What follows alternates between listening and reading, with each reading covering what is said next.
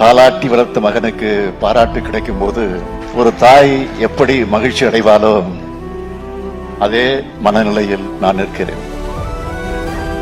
ஏன்னா என் நண்பன் பெற்றெடுத்த மகேஷ் அந்த உணர்வை எனக்கு ஏற்படுத்தி தந்திருக்கிறார். உதயாவும் மகேஷும் என் கண் முன்னாடி வளர்ந்த பசங்க இன்னைக்கு எல்லாரும் பாராட்டுகிற வகையில் சிறப்பாக செயலாற்றி கொண்டிருக்கிறாங்க. இதை பார்க்கிறப்போ அளவில்லா மகிழ்ச்சியும் பெருமையும் எனக்கு ஏற்படுது. ஏன்னா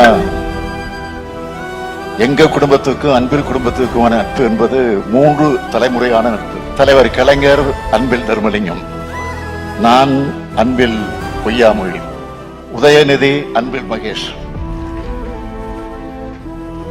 இந்த நட்பு தொடருது.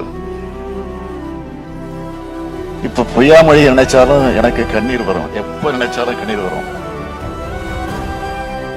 1999 நாடாளுமன்ற தேர்தல் நேரம் திருச்சியில் நடந்த பொதுக்கூட்டத்தில், தேர்தல் பிரச்சார பொதுக்கூட்டத்தில் தலைவர் கலைஞர் அவர்கள் உரையாற்றிவிட்டு அப்படி உரையாற்றுகிற போது மேடையில் இருந்த நம்முடைய அன்பில் பொய்யாமொழி சிரிச்சுக்கிட்டே உட்கார்ந்து இருந்திருக்கிறார். ஆனா இரவு விடியறதுக்குள்ள எங்க எல்லாரையும் அட வச்சுட்டு போயிட்டான். நான் தேனியில பரப்புரையில ஈடுபட்டு இருந்தேன். இடியா வந்திறங்கின செய்தியை கேட்டதும் துடித்து போய் திருச்சிக்கு ஓடி வந்தேன்.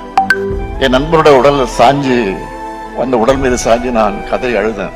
அன்னைக்கு தலைவர் கலைஞர் அவர்கள் வெளியிட்ட இரங்கல் அறிக்கையில என் பிள்ளைகள் ஒருவனை நான் இழந்துட்டேன்னு எழுதினார். இதுதான் எங்களுடைய நட்பினுடைய ஆழம். இந்த குடும்ப பாச உணர்வோடு பொய்யாமொழி இடத்திலிருந்து நூலாசிரியர் அன்பில் மகேஷ் பொய்யாமொழியை வாழ்த்துகிறேன், பாராட்டுகிறேன்.